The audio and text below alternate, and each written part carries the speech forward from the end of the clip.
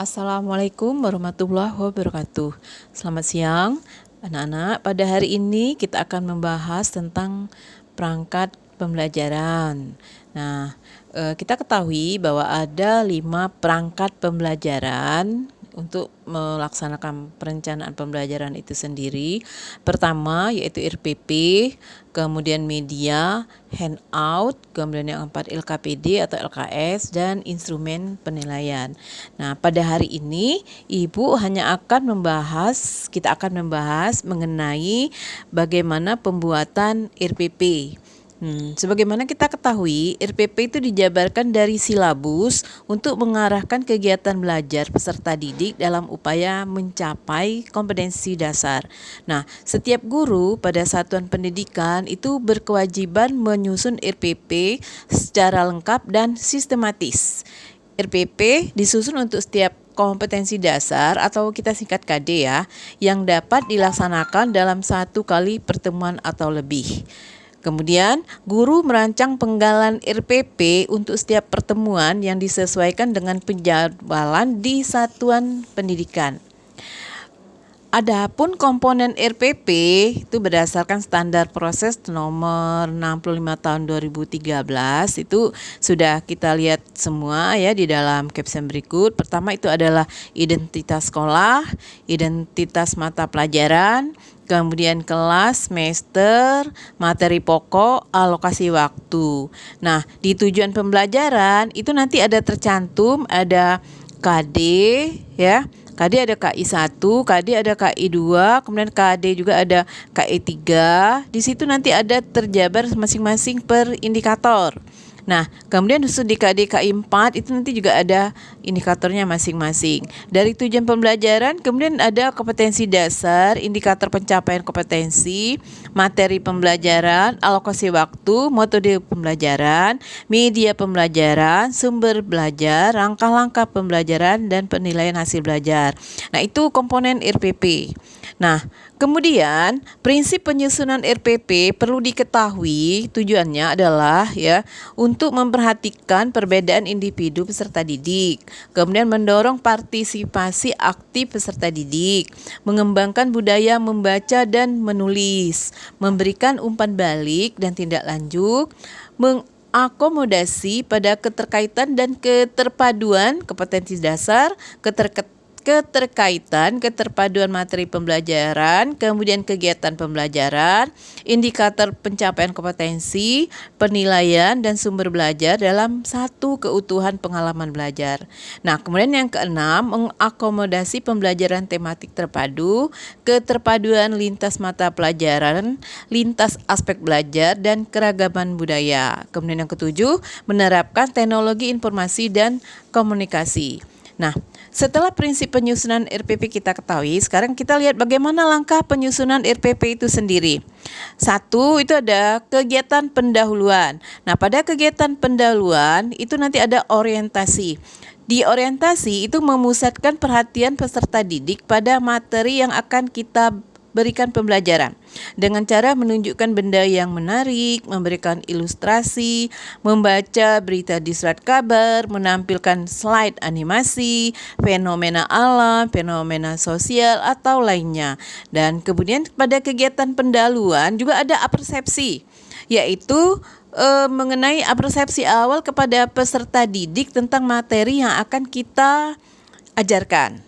Ya, jadi merupakan pengetahuan awal bagi peserta didik kita. Dan kemudian pada langkah kegiatan pendahuluan berikutnya itu ada motivasi. Guru memberikan gambaran manfaat mempelajari materi yang akan diajarkan. Kemudian ada lagi yaitu pendahuluan, yaitu pemberian acuan, yaitu berkaitan dengan kajian ilmu yang akan dipelajari. Acuan itu dapat berupa penjelasan materi pokok dan uraian materi pelajaran secara garis besar. Kemudian ada pembagian kelompok belajar, kemudian penjelasan mekanisme pelaksanaan pengalaman belajar sesuai dengan rencana langkah-langkah pembelajaran. Nah, kemudian kita lanjutkan langkah penyusunan RP berikutnya, yaitu pada kegiatan inti. Untuk kegiatan inti, di sini nanti kita menggunakan model pembelajaran. metode pembelajaran, media pembelajaran, sumber belajar yang disesuaikan dengan karakteristik peserta didik dan mata pelajaran. Dan kegiatan inti berikutnya yaitu menggunakan pendekatan tematik atau tematik terpadu atau scientific atau inquiry, atau nanti ada penyikapan, discovery, atau pembelajaran yang menghasilkan karya berbasis pemecahan masalah, misalnya project based learning, atau disesuaikan dengan karakteristik kompetensi dan jenjang pendidikan. Kemudian memuat pengembangan sikap, pengetahuan, dan keterampilan yang terintegrasi pada pembelajaran. Nah, setelah kegiatan pendahuluan, kegiatan inti, kegiatan berikutnya yaitu kegiatan penutup. Pada kegiatan penutup ini merupakan satu rangkaian aktivitas pembelajaran dan hasil-hasil yang diperoleh untuk selanjutnya secara bersama menemukan manfaat langsung maupun tidak langsung dari hasil pembelajaran yang telah berlangsung. Kemudian memberikan umpan balik terhadap proses dan hasil pembelajaran. Kemudian melakukan kegiatan tidak lanjut dalam bentuk pemberian tugas, baik tugas secara individual, kelompok, kemudian menginformasikan rencana kegiatan pembelajaran untuk pertemuan berikutnya. Nah, berikut ini adalah contoh format RPP ya. Ada satuan pendidikan, kelas, semester, mata pelajaran, topik yang akan dipelajari, pertemuan keberapa, alokasi waktunya, kemudian kompetensi dasar, indikator pencapaian kompetensi, tujuan pembelajaran, materi ajar, kemudian metode pembelajaran. Dan di kegiatan pembelajaran ya, itu ada kegiatan pendahuluan, inti, penutup. Nah, nanti semuanya dideskripsikan, kemudian dari hasil kegiatan belajar itu nanti dikasih waktu atau alokasi waktunya berapa. Pendahuluan misalnya berapa menit, inti berapa, kegiatan inti berapa menit, penutup nanti ada berapa menit. Kemudian ada kegiatan berikutnya yaitu format berikutnya itu alat dan sumber belajar. Di sini kita ungkapkan alat yang kita pakai apa, bahannya apa. Sumber belajar itu sumber belajar dari buku apa. Kemudian kalau nanti dari internet misalnya masukkan linknya apa, kalau dari YouTube misalnya ya. Nah, kemudian yang terakhir itu penilaian hasil proses dan hasil belajar. Dimasukkan situ nanti tekniknya bagaimana, teknik evaluasinya, bentuknya apa, ya, instrumennya tes atau non tes, kemudian kunci dan pedoman penskoran, kemudian tugas. Oh ya, nanti untuk penilaian proses dan hasil belajar itu nanti ada terkait, ada kemampuan kognitif, afektif, dan psikomotor. Oke. Nah, ini adalah contoh RPP ya untuk materi dalam keadaan masa pandemi COVID-19 ya.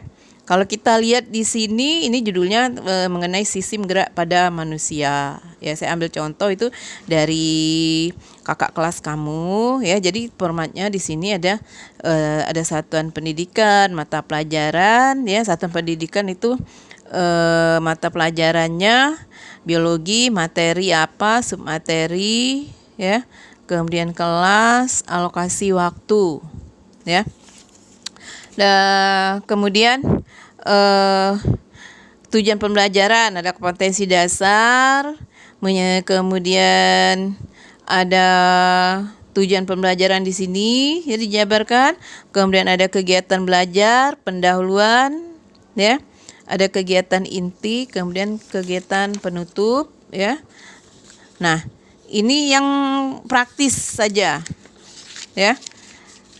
Nah, kemudian ada lagi contoh lagi untuk pelaksanaan pembelajaran pada model pembelajaran online juga ya. Ini cuma selembar ya, yang praktis saja. Jadi ada langkah-langkah pembelajaran, metode pembelajarannya, pendahuluannya di sini ya, karena dia merupakan kelas online. Jadi membentuk kelas virtual dengan Google Classroom ya.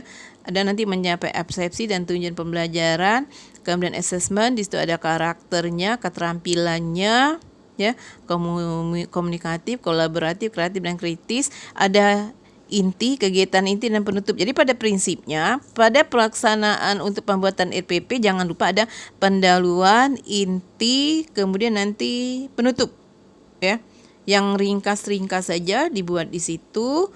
Oke, itu saja untuk pelaksanaan pembuatan RPP. Terima kasih. Wassalamualaikum warahmatullahi wabarakatuh.